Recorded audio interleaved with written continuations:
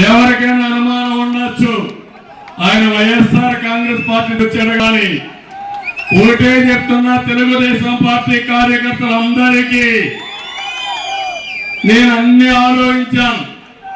ఒక దుర్మార్గుడిని నువ్వెంత అంటే నువ్వెంత అని ఎదురిచ్చిన వీరుడు, తిరుగుబాటు చేసిన వ్యక్తి ఆదిమూలం.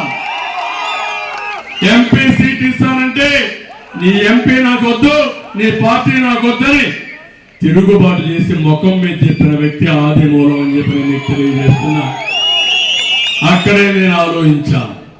ఆలోచించిన తర్వాత నాకు అనిపించింది, శభాష్, ఒక ఎస్సీ ఒక ధైర్యంగా ముందుకు పోయాడు. ఒకప్పుడు నా దగ్గరే పెరిగాడు, తిరుగుబాటుకు నాంది పలికాడు. కాబట్టి శభాష్ అనే ఉద్దేశంతో నేను ఒకటి ఆలోచించా, ఆదిమూలానికి నేను దండేశానని చెప్పి మీకు అందరికీ తెలియజేస్తున్నా. మిమ్మల్ని కూడా అడిగానా లేదా? అడిగితే అందరూ ఒప్పుకున్నారా లేదా? మెజారిటీ ఒప్పుకున్నారు. అది చూసిన తర్వాత చేశాను. అంత మునుపైతే హేమలత గారు కూడా బాగా పనిచేశారు. వారికి కూడా హామీ ఇచ్చా, మిమ్మల్ని చూసుకుంటాను. రాజశేఖర్ లాస్ట్ టైం పోటీ చేశాడు, ఆయనకు కూడా చెప్తున్నా.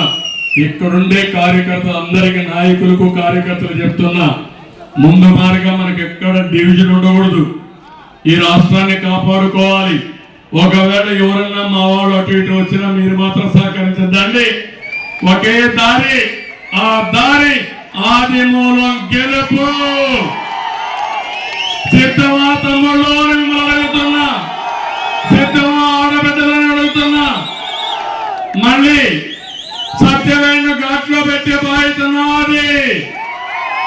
రెండో వ్యక్తి వరప్రసాద్ గారు, ఆయన కూడా మోసపోయి ఉపయోగించుకొని